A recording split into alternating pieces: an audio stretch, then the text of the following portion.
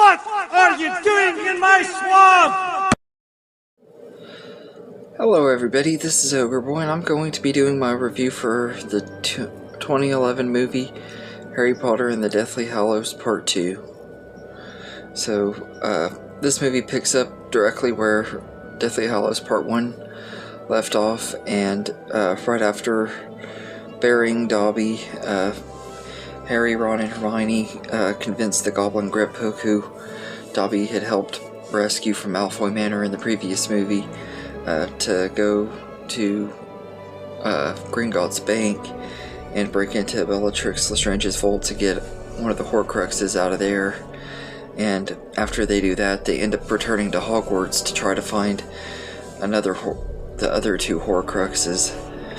And Voldemort and the Death Eaters show up there and start an attack on the school, and it all leads down to the big final confrontation between Voldemort and Harry, and the end-all battle of the franchise. But this is easily one of the best movies in the franchise. It's a really, really great finale, and I absolutely have always loved this movie from the first time it came out, and it's the only movie I've ever gone to see at a midnight premiere.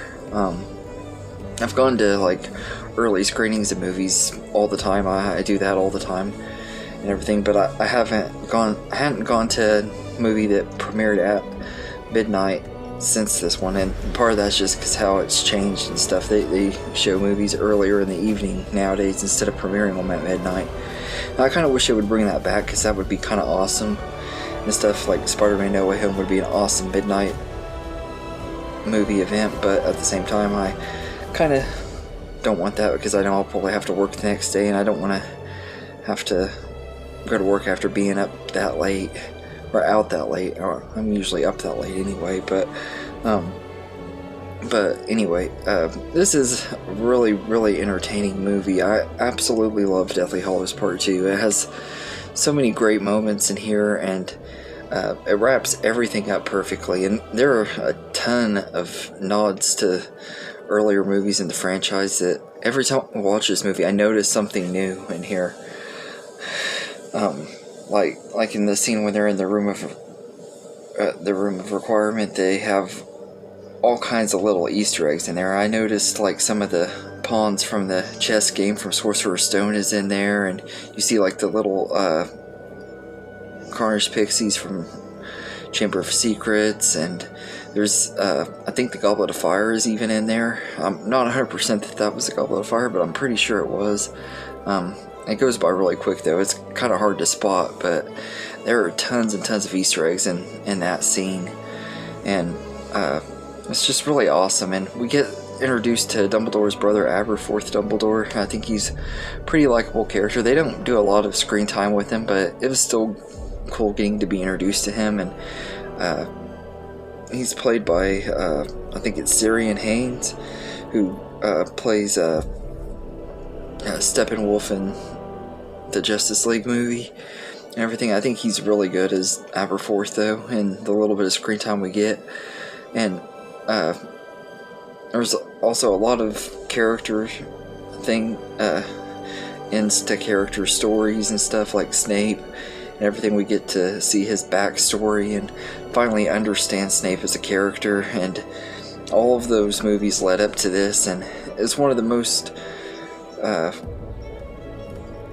well done scenes in the entire franchise, is them showing Snape's backstory. Although I do kind of wish that this scene would have played out a little bit longer, just because would have liked to see it go even more in detail, since they kind of skipped out a lot on Order of the Phoenix. Maybe showed the full story of what went on in that scene, but I really like what they did with it. I think it was really, really great emotional scene and everything. And there's a lot of other really great emotional scenes in here too, like the scene when Harry, Ron, and Hermione, after they see Snape die and stuff, they go back to the Great Hall, and they see the dead bodies of Fred Weasley, and that scene is always really sad and everything. I know his death really hit a lot of people hard and everything, because Fred is a really likable character, and it's just sad thinking of any of the Weasleys dying except for maybe Percy.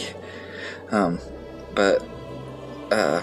then of course Lupin and Tonks. I kind of wish they would have done more with that though, like maybe shown the characters grieving more. And in the book it actually shows or talks about the scene when Fred dies and stuff, because I think Harry and them are there when he dies and everything. And I kind of wish they would have done that for the movie, but I understand they were trying to keep it paced decently and also not be too violent and stuff because of the PG-13 rating, I'm guessing. I don't know if that's the reason, but and everything, and seeing him die on screen would have probably just been made the movie harder to watch for a lot of people.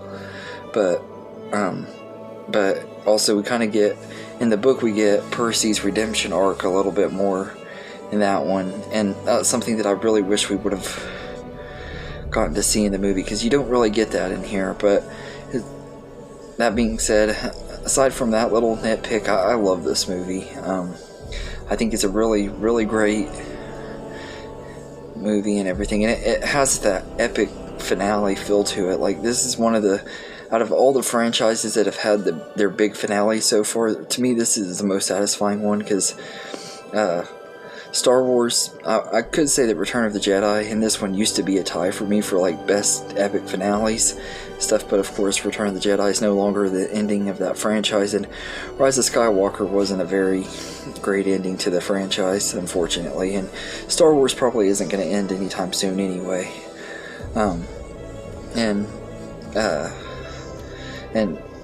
I could say the same with Infinity War. It was a great ending to that franchise, but or not Infinity War, Endgame.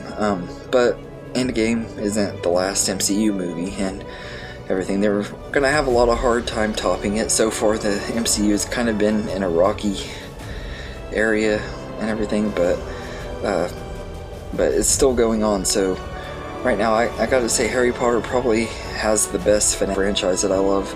The only other one that I might say is just as good as maybe Toy Story, because Toy Story 4 was a really great ending too.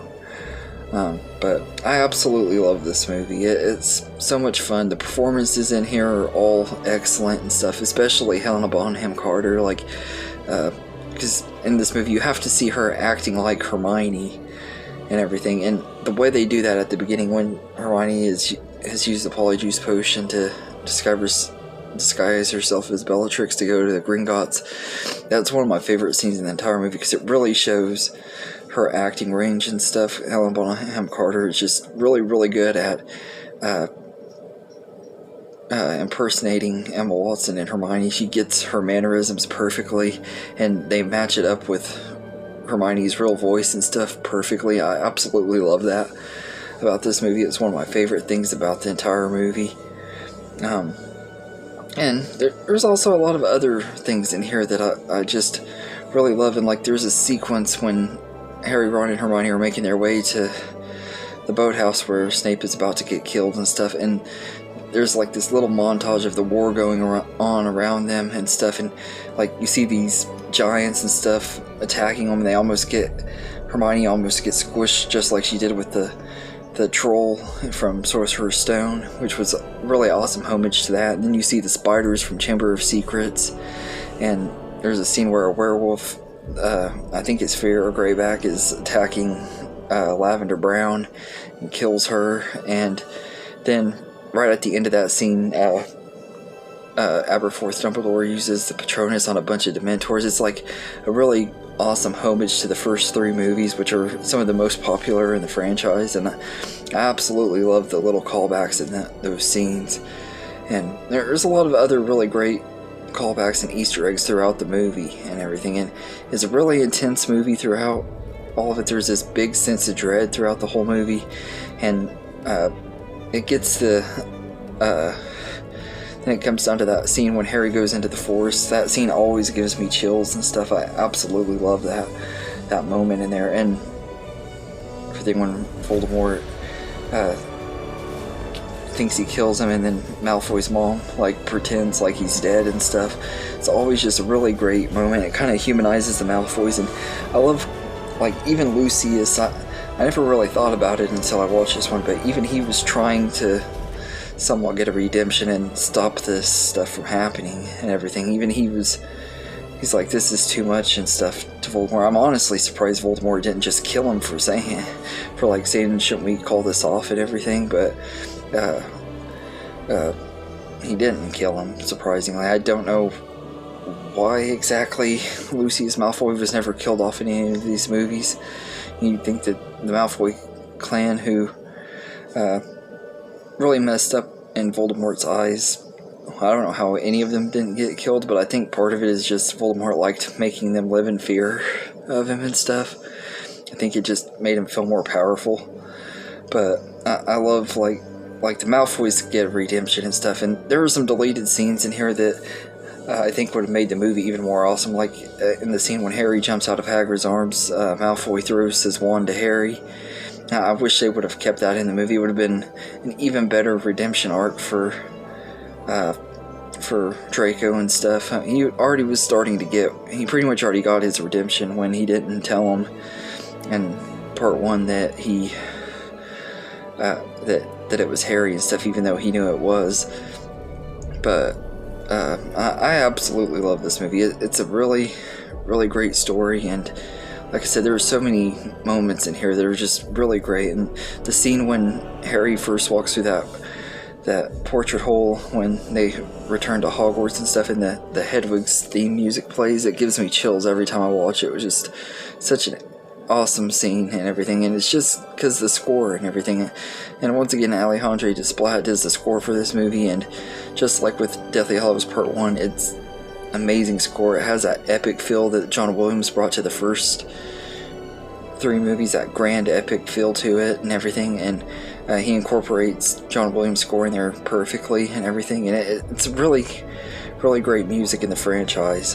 It's one thing that a lot of the other movies after Prisoner of Azkaban had lacked, was the score was really noticeably not as good in Goblet of Fire, Order of the Phoenix, and Half-Blood Prince, but in these last 2 movies, they were just excellent, and then and everything. So this movie is just amazing. I absolutely love it, and it is easily one of the best in the franchise, and it's ideal way of how to end a franchise. So far, they haven't made any sequels. I know Chris Columbus is wanting to do a movie version of Harry Potter and the Cursed Child, which a lot of Potterheads don't like that movie very much. A lot of them, book and the play, they say that it's like fan fiction, and I kind of agree, it is kind of like fan fiction, but at the same time, I'd be okay with them making a movie out of it, especially if they do it right. I think that it could turn out really good, although it's going to be hard for them to make a movie out of it because of certain plot points in the movies and certain characters that the actors are no longer alive on. But all in all, I think that Harry Potter and the Deathly Hallows Part 2 is an excellent movie, an excellent finale to one of my favorite movie series of all time, if not my favorite movie series, and everything. And I'd say I'd give it a 10 out of 10. It was a really great, epic finale. They did it perfectly, pretty much, for the most part. Like I said, I have a little nitpicks about stuff that was done in the books that I think should have been translated better to the movie. But aside from that, I don't really have much to complain about. And one other little nitpick is I don't really like that Voldemort turned to ash, because like in the book, he just dies and everything, which I guess, yeah, maybe it wasn't as grand as him turning into ash and just disappearing and stuff, but just, to me, it would have been more satisfying just to see him fall down and die. It was a reminder that Voldemort was still human and stuff, even though he didn't, his humanity, or that he was still a human being and everything. It's just something that I think the book did better, but it doesn't run the movie for me, really. And also, Bellatrix's death, it's one of the most satisfying deaths in the movie, even though she didn't really die the way she did in the book either. She pretty much died like Voldemort, where Molly just killed her and everything. But seeing her explode and stuff, seeing Molly make her explode and stuff, just, that was a really great death scene. I remember when I saw it in the theater for the first time, that the entire audience was cheering and stuff, and that was back before I really got into the whole cheering with the audience and stuff in movies. But I thought that's just one of those moments that everybody was so happy to see her die and everything. But yeah, so anyway, that's my review for Harry Potter and Deathly Hallows Part 2. I do have some more Harry Potter videos that I'm going to be doing, a couple of lists and stuff, and then I'll do my ranking. But I'll have those out throughout this week and everything. So I got some other things that I got planned for this week. On Thanksgiving Day, I got a certain movie that I'm going to be doing a re-review of that I wanted to give a much better review of, because my old one was in very, very poor quality because I filmed it outside in the dark. So I'll be reviewing that on Thanksgiving. It's one that some of y'all probably will figure out what it is. It's one of my favorite Thanksgiving movies, which there aren't a lot of Thanksgiving movies anyway, and it's also kind of a horror comedy. I'll just leave that hint. But yeah, so anyway, let me know in the comments what you think of Harry Potter and the Deathly Hallows Part 2, and I hope you enjoyed this video, and have a good day, everybody.